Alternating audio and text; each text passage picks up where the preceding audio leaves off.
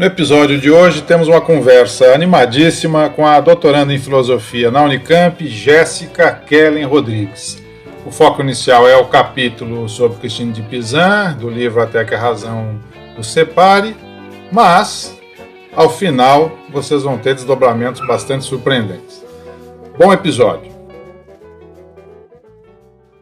Jéssica, em primeiro lugar, eu queria te agradecer muito a possibilidade da gente conversar hoje aqui sobre Christine de Pizan, mas também sobre outros tópicos que tu queira colocar na roda, né, dentro da esfera da discussão que está sendo proposta nesse livro, né? E a primeira coisa que eu queria te perguntar, de curioso, né, quando a gente escreve uma coisa, a gente sempre quer saber o que os outros acham, né? Quer dizer, isso, em parte, a conversa acadêmica envolve esse tipo de dar e receber, vamos dizer assim, né, de feedbacks que a gente tem da comunidade acadêmica, né? Então, assim, quando você pegou o livro em mãos e deu uma olhada no capítulo da Pizan, tem alguma coisa assim que você chamou atenção de cara? Qual foi a tua primeira impressão? O que tu pode me dizer? Primeiro, muito obrigada pelo convite, Eduardo. É um prazer enorme estar aqui conversando com vocês sobre um tema bastante interessante. E olha, eu vou te ser sincera, a primeira vez que eu me deparei com o capítulo sobre a Pizan no texto, a primeira coisa que me chamou a atenção foi o modo de escrita, né? É um modo de escrita bastante elegante e que acaba nos envolvendo, né? O texto acaba nos envolvendo. Mas para além da escrita, é claro, é curioso como você traz em vista e destaca de forma bastante precisa o papel de Pizan entre as querelas, né? Eu não sei se podemos falar em duas querelas ou uma parte de uma outra querela maior, né? Que é a querela de la Romane de Rose, né? Meu francês é péssimo. Que é uma parte, né, portanto, de uma querela maior que a querela de Femme. Eu gostei do modo como você apresenta a querela, porque de fato a Christine de Pizan ela é conhecida, né, ou ela é mais conhecida por compor esse debate, né? Inclusive, algumas comentadoras da autora antecipa, né, a querela de Femme na figura da Christine de Pizan, né? E nesse debate que ela apresenta no seu texto Cidade das Damas, com o texto Romance da Rosa, né? Bom, de um modo geral, além esses aspectos que eu estou citando, é curioso também que você opte por tratar da Christine de Pizan sobre o tema do casamento, né? Porque a Christine de Pizan, ela casou muito jovem, né? Pelo menos para nós, hoje em dia, o casamento dela foi feito muito precocemente, né? Aos 15 anos, mas ela viveu pouco com o seu marido, né? Ela perdeu o seu marido com 9 anos de casamento, né? Então, ela fica viúva muito jovem, e então ela viveu pouco do matrimônio, né? E teve bastantes infortúnios após a morte do marido, né? Que fez com que ela começasse a trabalhar com a escrita, né? E para poder sustentar a sua família, né? Então, a morte do marido faz com que ela embarque numa trajetória de escrita que pudesse, de algum modo, prover o sustento da sua família, né?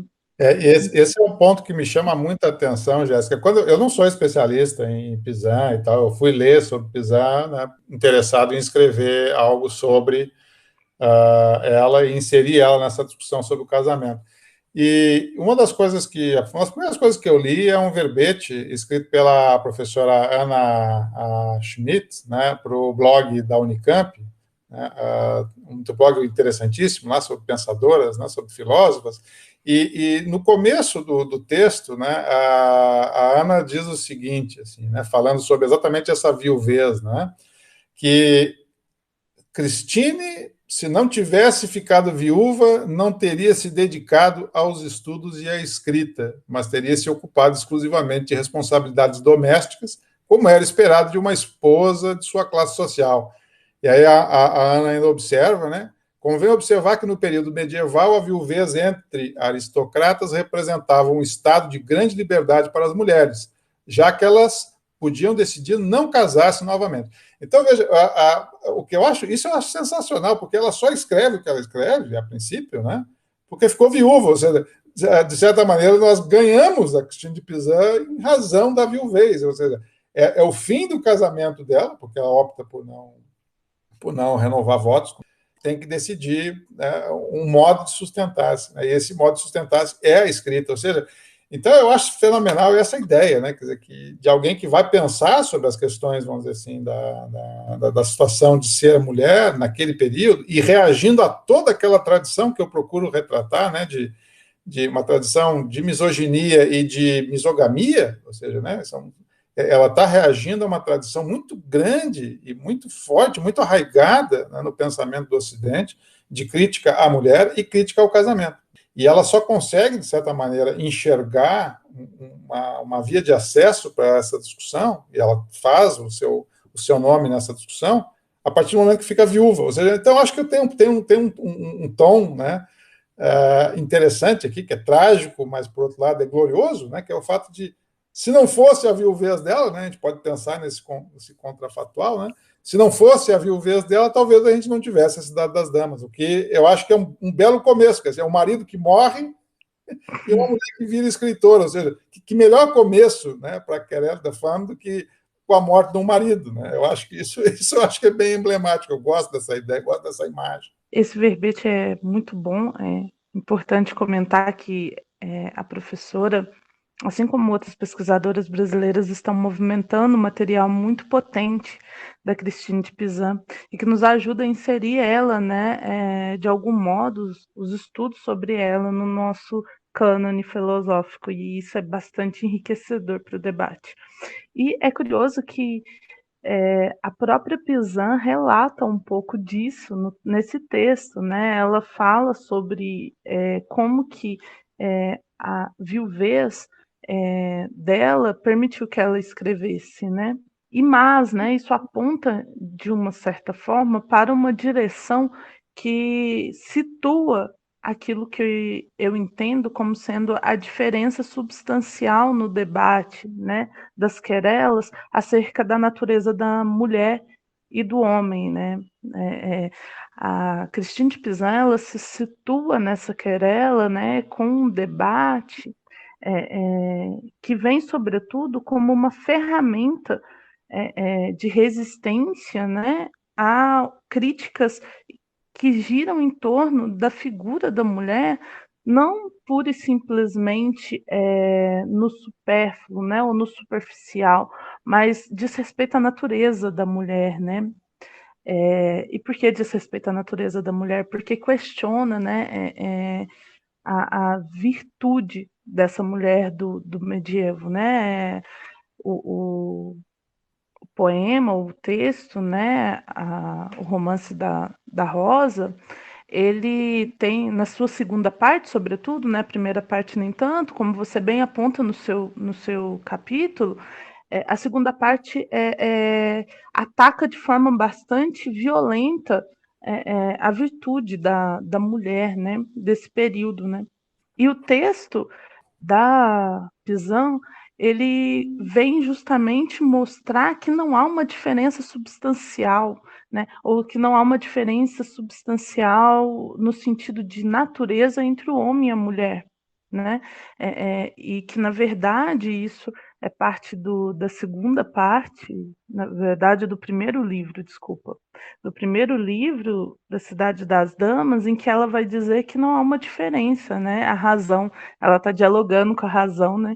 E aí a razão vai dizer para ela que não há uma diferença entre o homem e a mulher, a não ser pelo fato de que o homem ele está aberto, né? Ele está exposto a mais experiências do que a mulher. E se você me permitir, eu gostaria de citar essa passagenzinha que eu acho bastante importante, em que a razão, né, está dizendo para Pizan, né, a Pizan se questiona, olha, será que somos tão diferentes dos homens assim? E aí a razão diz assim para Pizan, se fosse um hábito mandar as meninas à escola e ensiná-las as ciências, como fazem com os meninos, elas aprenderiam e compreenderiam as sutilezas de todas as artes e de todas as ciências tão perfeitamente quanto eles. Sem dúvida, é por elas não experimentarem coisas diferentes, limitando-se às ocupações domésticas, ficando em casa, e não há nada mais estimulante para um ser dotado de razão do que uma experiência rica e variada. Então, veja, a Pizan, ela ocuparia esse lugar da mulher, né? Da mulher que fica em casa, que ocupa dos seus trabalhos domésticos e cuida dos filhos, né? Mas a perda do marido fez com que ela visse, né, na escrita e nessas experiências que ela pôde viver por não ser mais obrigada a cumprir os deveres do lar, né, a possibilidade não só de um ganho do seu sustento, mas também de amplitude do seu conhecimento, né, sobre as coisas. Eu acho essa parte da cidade das damas particularmente inovadora, porque reforça uma coisa que futuramente a gente vai ver sendo debatido ali mais para o período moderno, que é a necessidade de uma formação, né, de uma educação para as mulheres, né, a necessidade de um ensino rigoroso, de fato, para as mulheres. E a Christine de Pizan antecipa isso, né? A Christine de Pizan tenta, né, defender a hipótese nessa obra de que não há uma diferença racional entre o homem e a mulher, né? A mulher não é inferior racionalmente, né? Ela só tem menos condições de se apropriar desse mundo, dessas vivências e de tudo aquilo que permite que se alcance um conhecimento mais amplo da realidade, né? Eu acredito que toda a tese da Pizan na Cidade das Damas, sobretudo com o testemunho de diversas mulheres, né, a figura, né, um tipo de catálogo com inúmeras mulheres, vem justamente atestar isso, pelo fato de que ela escolhe mulheres que são mulheres que cumprem papéis que não diferem muito dos homens de sucesso daquela época, né? Então, ela escolhe grandes histórias de grandes mulheres que sustentam a tese dela de que não existe uma diferença racional, né, de capacidade de conhecimento entre homens e mulheres, mas simplesmente de diferentes oportunidades de acesso ao mundo e ao conhecimento.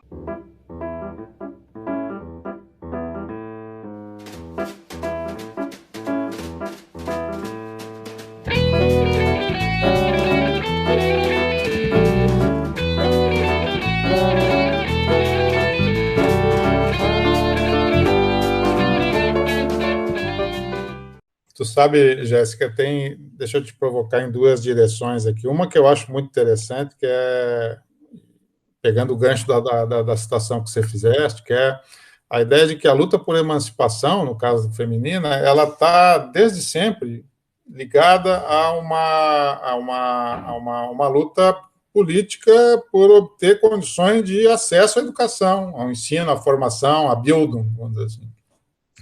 Então, assim, pensar que, bom, N coisas poderiam estar sendo colocadas na mesa, né? N demandas poderiam estar sendo feitas, vamos dizer assim, né? No que diz respeito a equilibrar a balança, né, da igualdade entre homens e mulheres nesse período, mas é uma constante, vamos dizer assim, que a principal demanda seja a demanda por educação, e o que é um aspecto, para mim, exemplar, assim, de N demandas que poderiam estar sendo feitas, a demanda por educação ela ocupa um lugar central, né? E isso está muito claro na citação que tu fizeste. Mas eu sei também, e essa é a segunda parte do que eu quero reagir, eu sei que também que tu tem um interesse especial, né, por pesquisar o cartesianismo, etc., né? E tu não enxerga, vamos dizer assim, nessa tese, né, que está sendo defendida aí pela Pizan, vamos dizer assim, da igualdade das condições do ponto de vista das capacidades cognitivas, você não enxerga aí, né, um sabor retroativo, vamos dizer assim, do cartesianismo? Porque eu acho que o cartesianismo é um desses momentos, vamos dizer assim, onde a filosofia da mente do cartesianismo ela é propícia para chegar exatamente a esse resultado, né? Porque, afinal de contas, quem pensa não tem corpo, né? E aí, bom, como é que faz, né? Quer dizer, como é que você vai justificar uma desigualdade de capacidades cognitivas entre os gêneros se a substância pensante, vamos dizer assim, ela não apresenta isso? Eu não sei, talvez eu esteja falando uma grande bobagem aqui, mas talvez não, né? Não te parece, vamos dizer assim, que esse argumento da Piaget tem um sabor retrospectivamente, olhando assim, né? Cartesiano? Olha, Eduardo, considerando os modos como você propôs, né, o olhar para essa questão, talvez seja possível pensar, sim, que se a gente considerar que o pensamento, a razão, a capacidade de conhecer, ela é imaterial, né, no Descartes, e então ela não está associada ao corpo, de fato, a gente tem na prisão um modo de antecipar isso. Não sei se nos termos metafísicos, tais como nós temos no Descartes, né? Eu acho que o interesse da Pizan, sobretudo nessa obra, é outro, né? Lógico que ainda existe um mundo de obras a ser explorados da Pizan, né? Há um trabalho exaustivo para poder trazer aos nossos olhos suas obras, e talvez a gente encontre ali em algum momento uma obra relacionada à metafísica, e aí pensar a natureza do corpo e a natureza da alma no sentido mais metafísico, né? Eu acho que aqui ela está num debate político, mas quando eu falo de natureza e quando eu falo de razão, e se a gente recortar esses termos para fora, né, do interesse político da obra, eu acho que é possível, sim, reconhecer aqui já um debate que apresenta essa separação, né, aquilo que é de fato que define o homem, que seria a razão ou a capacidade de cognição e de conhecimento, é distinto daquilo que é o corpo, né? A única dificuldade, Eduardo, para o meu orientador não me matar, é o seguinte, né? A gente está vindo de uma tradição da filosofia do Tomás de Aquino, né? E o homem, no Tomás de Aquino, eu não consigo pensar numa dualidade substancial no que diz respeito ao homem, né? Então, o homem é uma matéria informada e eu só posso chamar de homem a matéria e a forma, não existe separação que mantenha essa concepção de homem. Então, se eu separo corpo e alma em Tomás de Aquino, por exemplo, o resultado é a perda dessa noção de homem, né?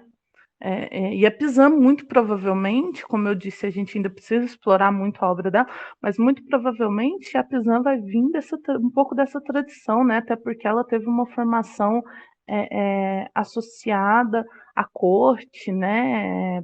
Porque foi onde ela viveu desde os 4 anos, e a formação clássica passa por aquilo que está sendo debatido nas academias da época, né? E as academias da época, sobretudo em Paris, é uma academia que defende, né, que se assume tomista, né, ou que ainda se lê muito Tomás de Aquino.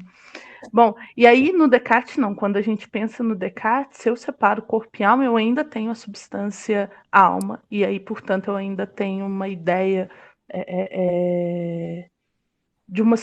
da possibilidade da existência de substâncias separadas, né? Sim. Eu não sei se em Tomás de Aquino a gente conseguiria pensar nisso. E lógico que eu estou extrapolando um pouco, mas considerando que a Pizan vai beber um pouco dessa tradição que está em voga no período em que ela tem a sua formação, né? Tem eu termino o capítulo da Pizan dizendo que, bom, ela acaba por concluir que não há fundamento, né, para que justifique a desigualdade entre homens e mulheres, né? E aí ela acaba tendo que assumir as consequências, vamos dizer assim, dessa ideia de que não há fundamento para separar, né, as habilidades cognitivas, por exemplo, de homens e mulheres, assumir as consequências disso para a eventual configuração do casamento. Só que ela faz isso dentro de um paradigma atomista, né? Ou seja, ela tem que defender que não existe diferenças, né, substanciais entre homens e mulheres, mas, por outro lado, ela vai pensar a instituição do casamento. Claro que isso não é o foco principal do texto dela, mas acaba, né, tendo reflexos nisso. a partir de uma perspectiva exclusivamente tomista, né, que é a perspectiva tradicional a qual ela está, né, como tu bem disseste, inserida, né, no ambiente intelectual parisiense, etc. Né? E o negócio de pensar como que você pode, dentro de um molde tomista, assumir que não existe diferenças substanciais entre homens e mulheres do ponto de vista das suas capacidades cognitivas, por exemplo, né, de acesso à informação, de acesso a processamento de informação sobre o mundo, sobre o mundo natural ou o mundo social, etc. E aí, bom, aí você vai ter que olhar para isso, assumir isso, que não há essa diferença, e mesmo assim trabalhar dentro do modelo tomista de casamento ou do modelo aristotélico tomista. Então, assim, o que eu acho bacana, eu nunca explorei isso, mas, assim, começa a fazer água esse modelo, né? Porque quando você supõe algumas coisas, porque esse modelo, em alguma medida, ele está ancorado, né, como eu tento mostrar, em duas grandes correntes. Por um lado, você tem a biologia aristotélica da reprodução, mas assim, uma certa a ciência natural da reprodução que está na biologia aristotélica, que tem pressupostos metafísicos ali bastante complicados sobre, né, quem dá origem à vida, que a mulher é só um receptáculo, o princípio ativo da reprodução é o homem, etc. Então você tem esse lado, né, que está presente, obviamente, no São Tomás, e você tem o outro lado, que é o lado da ortodoxia católica, cristã, etc., ligado ao mito da queda, né, né, por um lado você tem um pé na biologia e um outro pé na teologia, que são difíceis de você lidar, né? Quando você chega à conclusão de que, bom, ok, não há fundamento para dizer que homens e mulheres são diferentes no que diz respeito às suas capacidades morais ou cognitivas, etc. Bom, e como é que eu faço agora com essas duas pontas, né? Como é que eu faço com o mito da queda? Como é que eu faço com a biologia aristotélica?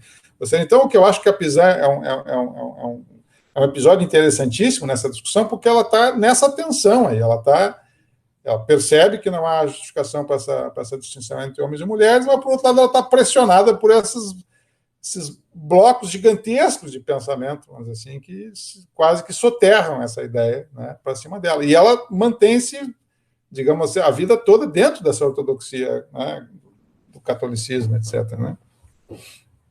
Sim, é notável que, de um lado, você tem uma Pizan que precisa resguardar certos valores, né?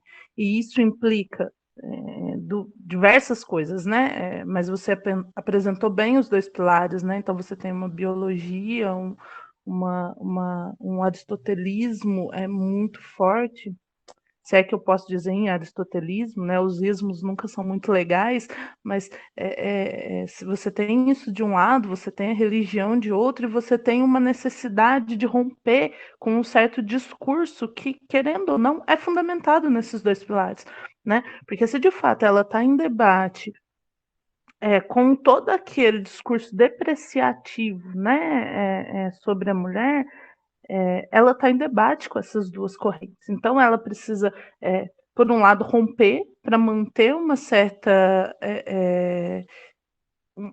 coerência no seu discurso, que assume uma certa colocação da mulher num lugar, no espectro de igualdade com o homem, né? No que diz respeito às capacidades intelectuais e no que diz respeito às capacidades, portanto, naturais, né? Enquanto mulher. E, por outro lado, ela precisa, de algum modo, manter, né? Esse discurso que sustenta as relações matrimoniais e uma certa hierarquia nessas relações, né? Mas isso me leva ao que eu acho mais interessante do debate, Eduardo, que é o seguinte, e a Pizan compra isso como grande pensadora política, e eu estou assumindo aqui que de fato existe uma teoria política na Pizan, né? Quando você pensa numa pensadora política tal como a Pizan, a gente assume uma visão política da sociedade, né? E eu acho que é nesse momento que a Pizan consegue, de algum modo, ou precisa de algum modo, né? Não sei se ela consegue de fato, mas ela precisa harmonizar esses dois aspectos, porque eu acredito que a gente pode antecipar ali na Pizan uma visão de um casamento enquanto instituição, né? E ferramenta de poder, né? Então, se a gente assume que há no casamento esse espectro, né, essa meio, né, o casamento é um meio para a obtenção de poder, e a gente assume que a Pizan está fazendo política, teoria política, ela precisa reconhecer o casamento, porque é o casamento que engendra as alianças políticas do período em que ela está escrevendo, né? Então, para além de um discurso que se pretende devoto de um matrimônio ou de um sacramento, né? Para além de um discurso que está a favor de um sacramento, eu acho que na Pizan a gente tem um discurso a favor do casamento enquanto ferramenta de manutenção desse poder, ainda que isso esteja nas entrelinhas, né? E aí, por que esse aspecto é interessante? Porque eu acredito que aquilo que é atacado no casamento, seja no romance da Rosa ou em qualquer outros textos que possamos mobilizar para se pensar a crítica ao casamento, ou um tipo de misogamia, não diz respeito diretamente ao casamento, né? O ataque é à mulher e não ao casamento. Por quê? Porque o casamento é uma ferramenta importante. A gente pode citar diversos matrimônios ao longo da história, né, que foram consolidados com uma visão política, né, ou seja, com interesses políticos. Né? A gente pode pensar em vários casamentos que têm esse fundamento. Né? E isso é importante. Isso não pode ser deixado de lado. Né? Então, ao mesmo tempo, você diz isso, né? Que a misogamia e a misoginia, elas andam de mão dadas, mas elas andam de mão dadas na medida em que a gente consegue olhar para esses aspectos importantes no que diz respeito ao casamento. Então, o casamento ele é uma instituição, eu acredito que desde aquela época, e até antes daquela época, antes do medieval. Né? A gente está falando de uma relação que mantém um certo poder ou que leva à ascensão de determinadas partes. Tá? E aí, a Pizan já enxerga isso. Por quê? Porque o sacramento é interessante, o sacramento é importante, mas o sacramento é posterior. Né? O que é importante a princípio, ou pelo menos aquilo que de fato movimenta a realidade, movimenta a estrutura social, é a relação de poder que você pode conseguir ou não com uma relação matrimonial. Né? E aí é importante dizer que, pensando nesses termos, pensando no que a gente pode chamar de política sexual, para poder usar o termo de uma pensadora que está pensando isso aqui no Brasil. Esse texto dela, inclusive, é muito recente, talvez te interesse particularmente, não sei se você conhece, é a professora em Brasília, chamada Cláudia Costa Brochado. Ela tem um texto chamado A Querelle des Femmes e a Política Sexual na Idade Média. Né? E aí, nesse texto, ela mobiliza algumas autoras. Entre as autoras que ela mobiliza a Milagros Rivera, espanhola, a Patman, que é britânica, né? Para pensar o que seria a política sexual que envolve o período medieval.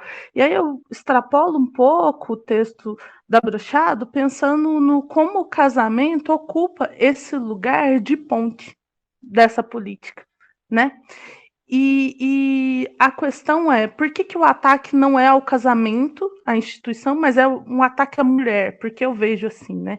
É indiretamente ao casamento, mas é diretamente à mulher. Porque o casamento te dá o poder, mas esse casamento que dá o poder só pode dar o poder à mulher. Desculpa.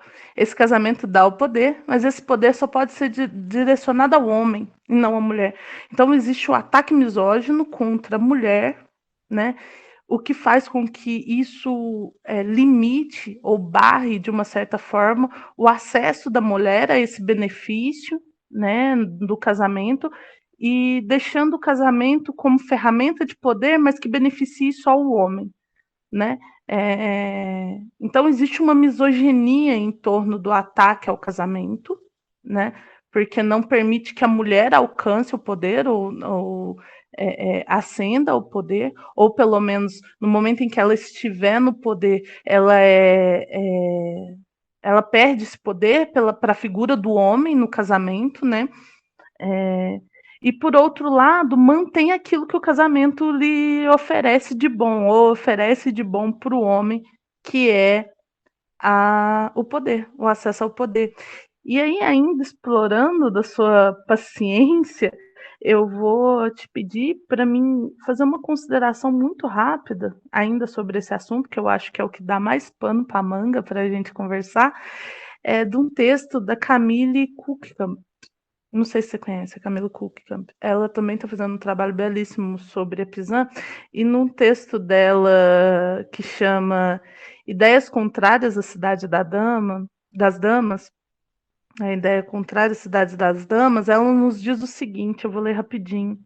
No que tange a relação de Pizan com outras mulheres da nobreza, Carrie Green e Sarah Henley e também Tracy Andes são autoras que escreveram sobre a proximidade de Christine de Pizan, que a Christine de Pizan tinha com a rainha da França, Isabel de Baviera. E com as obras da filósofa e como as obras da filósofa serviam para reforçar a autoridade política da rainha nos momentos de regência do reino durante as ausências do rei Carlos VI, devido aos seus problemas mentais. Além disso, Pizan enviou cartas e suas próprias obras foram dedicadas para as muitas mulheres da nobreza, né? Depois de sua morte, as obras de Pizan serviam como referência de outros escritos de mulheres nobres, bem como compunham as suas bibliotecas. A Cidade das Damas, além de ser um objeto utópico para as mulheres do futuro, é uma obra que dialoga com as mulheres de sua época. Essas damas de nobreza sofreram intensa difamação como forma de ataques ao poder político que detinham. Foram excluídas várias vezes das linhas de sucessão da monarquia, apenas por serem mulheres. E as suas histórias de vida, muitas vezes, foram relatadas pelo viés misógino de muitos historiadores que as retrataram como gananciosas, inconsequentes, inferiores e adúlteras. Se levarmos em questão as obras de Pizan também fazem parte dessa parcela da história que foi construída sobre uma ótica masculina, que as desfavoreciam e que está sendo objeto de revisão por historiadoras e filósofas feministas. Eu termino minha citação dizendo que, veja, o ataque é à mulher e não ao matrimônio. E por que o ataque é à mulher? Porque a mulher está no poder, porque a mulher está compondo um lugar de relevância na sociedade, porque a mulher está transformando. Ela está com a faca e o queijo na mão para poder mudar essa realidade, e isso é perigoso para a manutenção de um certo patriarcado, né? De uma lógica patriarcal da sociedade.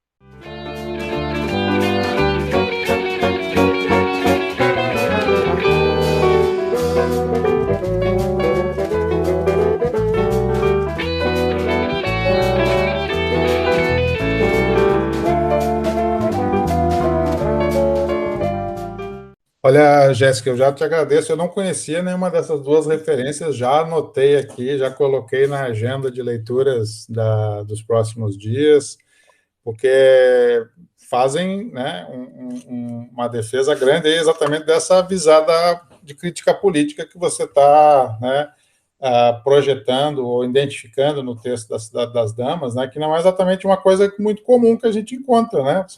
Quando você vai ler, né, a bibliografia secundária sobre Cidade das Damas, claro, como eu disse, não sou um especialista, não li, sei lá, nem 10% do que tem publicado sobre isso, e é muita coisa que tem recentemente, né? Ainda bem, muita coisa sendo escrita sobre Pizan, né?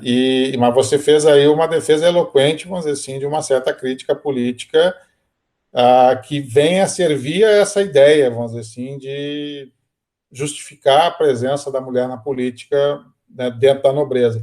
E uma das coisas que eu acho interessante, né, quando você lê sobre a história da Querelle des Femmes, né, o pessoal fala que mas isso é um debate exclusivamente intelectual, que isso não tinha reflexo político, não tinha reflexo no sentido da vida prática das pessoas.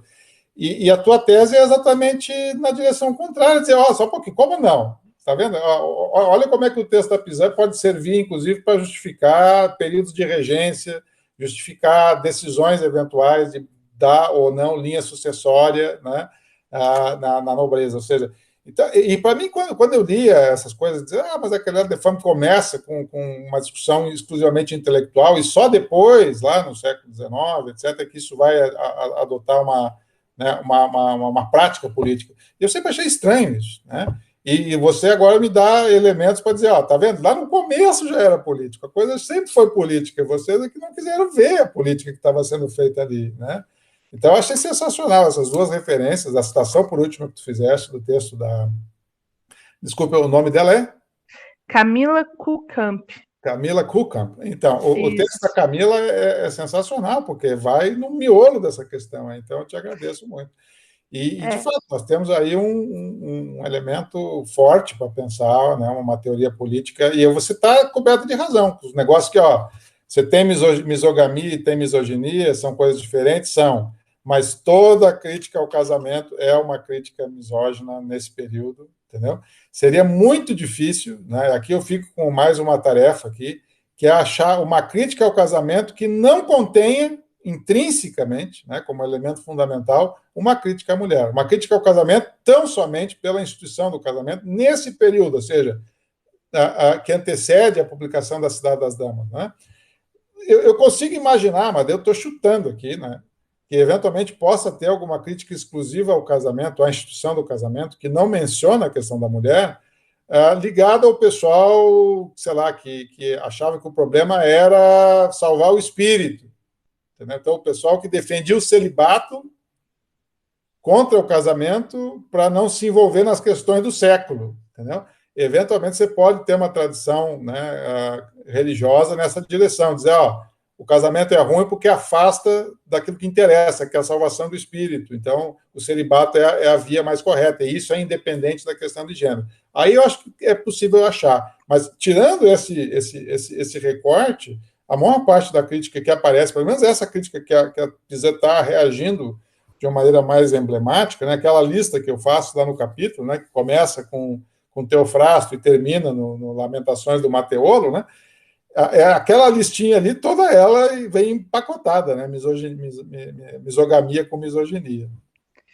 E vem empacotada sobre tudo que nós estamos falando naquela listinha que você apresenta, que é uma lista bastante interessante. A gente está falando de textos que visam preservar um certo um certo status quo, né? A gente fala a gente tem passagens da Bíblia, a gente tem textos mais clássicos, né? Nenhum daqueles textos tem uma pegada polêmica ou revolucionária para ser anacrônica. Todos eles visam preservar uma certa dinâmica comum, né? E essa certa dinâmica comum até os dias de hoje é o patriarcado, né? Então, por isso, eu acredito, né, esse talvez seja um dos motivos que a gente não consiga encontrar um discurso contra o casamento, né, que não esteja associado a um discurso misógino. E você bem falou, e aí a tarefa vale para nós dois, porque também é questão de interesse meu, pesquisar outras obras em que o ataque seja direcionado para o casamento, pura e simplesmente, né, para o casamento. Eu acho que mais contemporaneamente a gente consegue achar isso com uma certa facilidade, né? Mas antes do período medieval, talvez a gente consiga, né? Mas fato é que mesmo quando a gente pensa na religião, né, como você citou, quando a gente pensa na religião, a gente pensa na ascensão do poder da igreja sobre o Estado, né? Ou se a gente pensar em termos conciliadores, a gente pensa numa aliança de religião e Estado, né? E aí a gente está falando de duas frentes de poderes que são masculinas. né? Por natureza. Então, é difícil a gente conseguir pensar no meio de achar discursos que defendam o malefício do casamento sem atacar a mulher.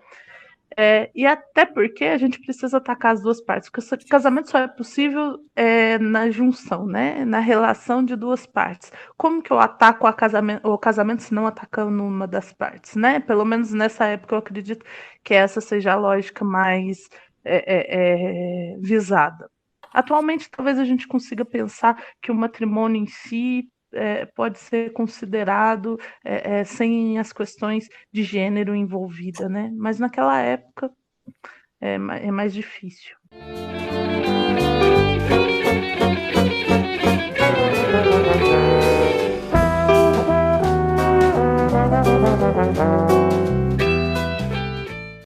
Tem, na verdade, quando a gente olha do ponto de vista mais geral, assim, para a crítica filosófica do casamento, eu costumo dizer que tem dois grandes momentos de ruptura.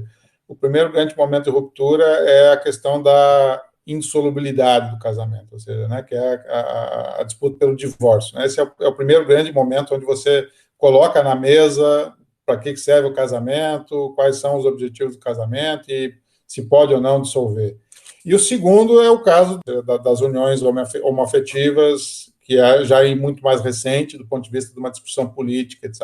Claro que isso sempre ocorreu, sempre existiu, etc., mas do ponto de vista da discussão pública sobre vamos mudar o casamento para poder também atender a demanda, né, da população, né, gay, bom, nesse caso, né, é uma discussão muito recente. E nesses dois momentos, o que está em jogo são coisas muito diferentes entre si. Né?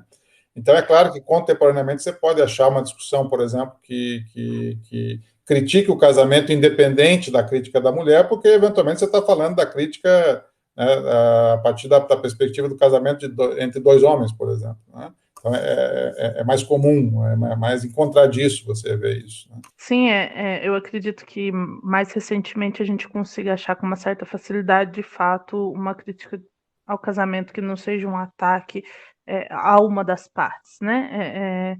Justamente porque essas partes podem se identificar no que diz respeito ao gênero.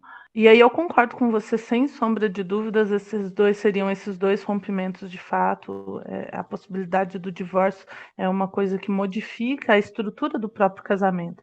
Então, esse casamento que eu observo como sendo um casamento que é uma ponte para o acesso a um poder, ele vai perdendo um pouco de força à medida que a gente muda o nosso sistema, né? Sobretudo o nosso sistema econômico, né? E governamental. Então, hoje em dia, você não tem uma ascensão ao trono por herança, né? Ou você não tem uma somatória de terras, de território, por conta de uma aliança de casamento, coisa que antigamente era bem mais comum, né? É, e por isso, naquela época, a força do casamento enquanto ferramenta de ascensão ao poder era muito mais significativa do que hoje. Hoje, talvez ela sirva, em alguns aspectos, muito mais para uma projeção social e, em alguns casos, religiosa, do que, de fato, uma ascensão ao poder, né? Eu não sei se existe nem mesmo nos países que são ainda estruturados sobre uma monarquia, eu acho que o casamento não tem mais essa característica, né? Naquela época era mais explícito, né, o papel do casamento.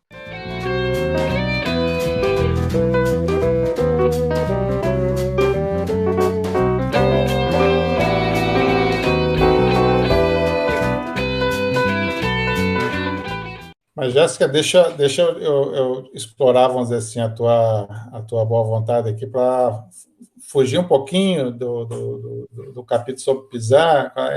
Quando a gente começou a conversar sobre a possibilidade de fazer esse episódio do podcast aqui, você me disse também, tá, mas eu não quero falar só sobre pisar, eu quero falar sobre outras coisas também e tal. E aí eu fiquei curioso, quais são essas outras coisas assim, que você queria comentar?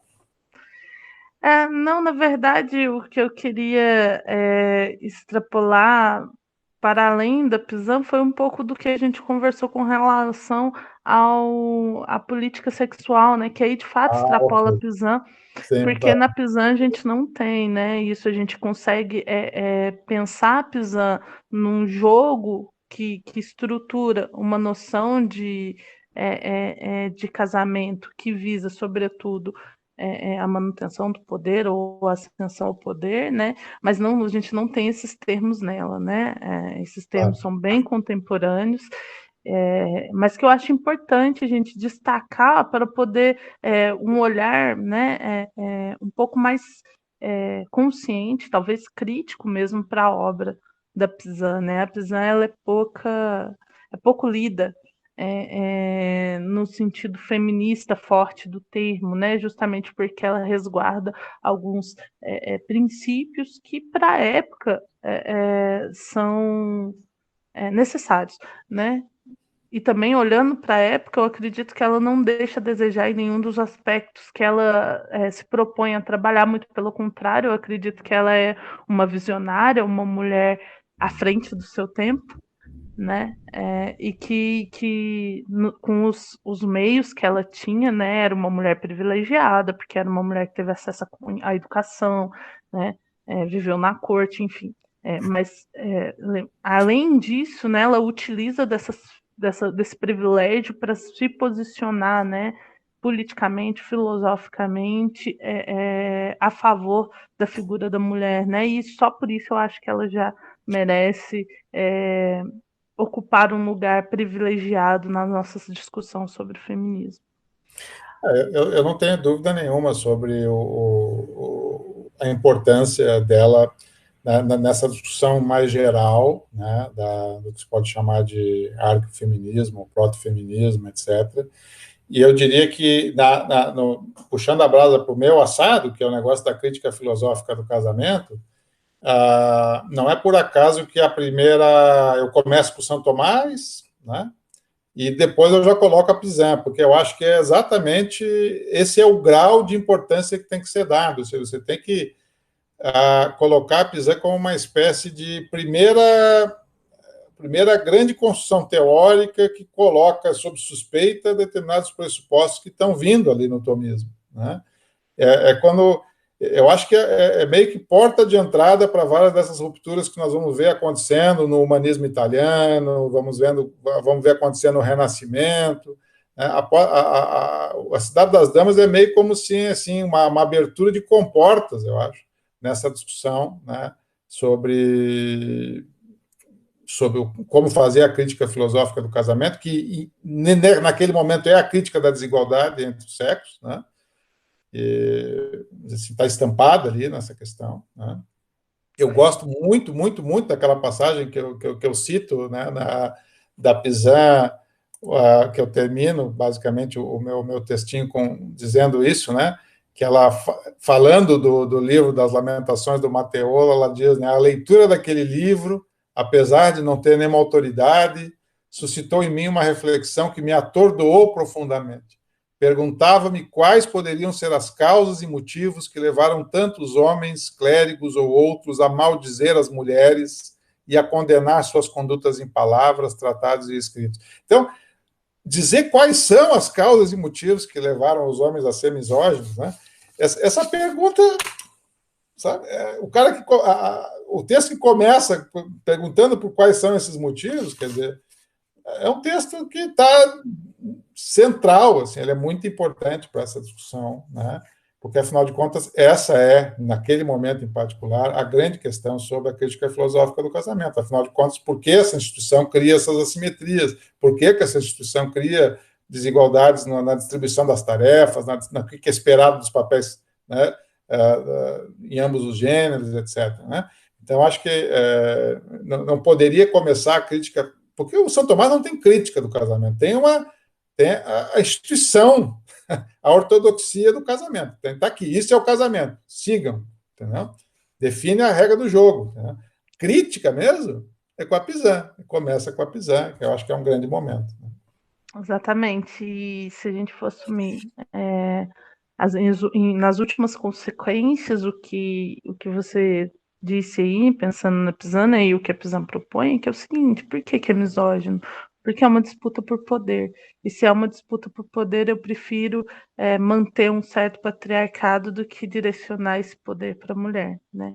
E aí a misoginia nesse sentido, né, esse medo da mulher de ascensão ao poder ou de colocar a mulher em par de, né, em princípios de igualdade, faz com que eu ataque o casamento, de algum modo, né? Ainda que, ao meu ver, indiretamente. Mas eu acho que a Pizan, ela faz outra coisa fenomenal, já que você me permitiu abrir espaço para um debate que extrapole a Pizan, eu vou abusar dessa sua boa vontade, que é o seguinte: a Pizan, ela abre espaço, ela escreve uma utopia em 1405, né? Talvez E, a primeira utopia, né, se a gente assumir o texto como uma utopia de fato, e ela antecipa talvez até o Thomas More, né, que é o primeiro a escrever uma utopia e dá esse título, né, ao texto. Mas a Pizan, ela abre espaço para um debate filosófico, ao meu ver, no Cidade das Damas, que vai ter uma representante fortíssima no século XVII, que é a Margaret Cavendish, né? E aí a Margaret Cavendish vai escrever um texto, uma outra utopia, chamado O Mundo Resplandecente, né? Em inglês The Blazed World, que é um texto, curiosamente, né, que leva ao poder uma mulher, a figura da mulher, né? Então, a Margaret Cavendish, nessa utopia, ela é a imperatriz de um mundo novo, né? E como que ela chega ao poder? Via o casamento. Ela casa-se com o imperador que delega a ela ou transfere para ela todo o poder, né? E aí, portanto, ela governa esse mundo e governa esse mundo via a educação, o que é interessante, né? O ensino, a ciência está muito vinculada com a política no The Blaze World, né? E a Cavendish, diferente da Pizan, ela já é mais lida como uma filósofa política, né? Inclusive o The Blaze World é associado em alguns termos, né? Tem gente que diz que há uma proximidade é, muito grande entre o The Blaze World e o Leviatã do Hobbes, né? Então seriam disputas de narrativas muito próximas sobre a política, né? É, é, e eu acredito que não só a escolha pela utopia, lógico que a gente não sabe se a Cavendish teve acesso a Pizan, mesmo lembrando que a Pizan teve suas obras publicizadas de uma maneira bastante ampla, né? Coisa muito rara, inclusive, para o período. A gente não sabe se a Cavendish teve acesso a essas obras de Pizan, mas é curioso notar que a Cavendish, assim como a Pizan, escreve sobre uma cidade imaginária ou sobre um mundo novo em forma de utopia, pensando numa organização em que a mulher tem uma certa relevância social, né, e primazia. Então, eu acho importante fazer essa ponte e fecho meu parênteses aqui, agradecendo pela oportunidade de puxar sardinha para Cavendish também, mas são coisas que eu acho que vale a pena deixar no nosso território de investigação. você vê, Jéssica, o quanto a gente tem que arrumar tempo para ler as coisas, né?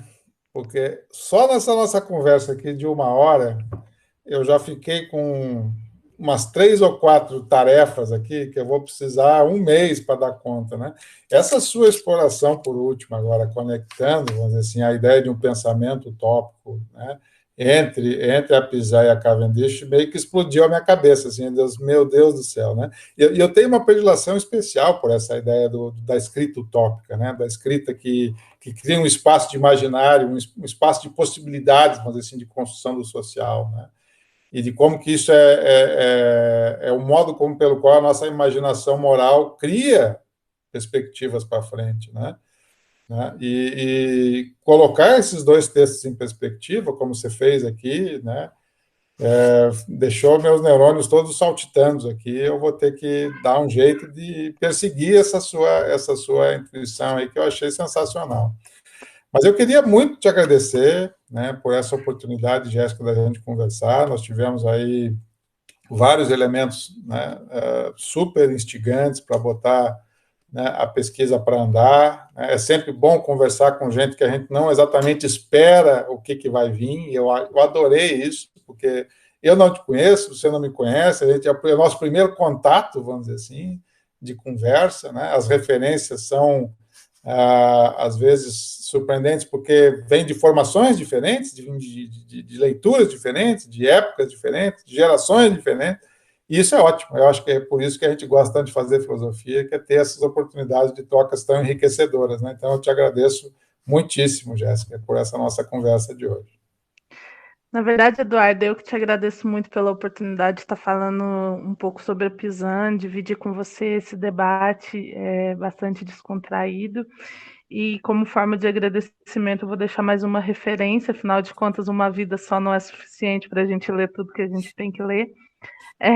Essa aproximação entre a Cavendish e a Pisan e outras autoras também, feita por uma professora chamada Jane Sattler. Eu não sei se você conhece ela. A Ela é Janine Sattler? isso, A ela é Janine da Sattler, UFSCar. claro, ela foi professora aqui na UFSM, né? Ela saiu um pouquinho antes de eu entrar, mas ela conheço ela, claro, conheço. Então, ela tem um trabalho, assim, eu acho que ela ministrou uma aula no UFSCar falando sobre essa aproximação. Estou ansiosa para ela publicar logo trabalhos acerca disso, que é um tema bastante interessante para a gente poder trocar figurinhas. Enfim, mais uma vez, muito obrigado por essa conversa, foi bastante interessante, a gente conseguiu brindar bastantes temas nesse tempo de conversa nossa. Muito obrigada.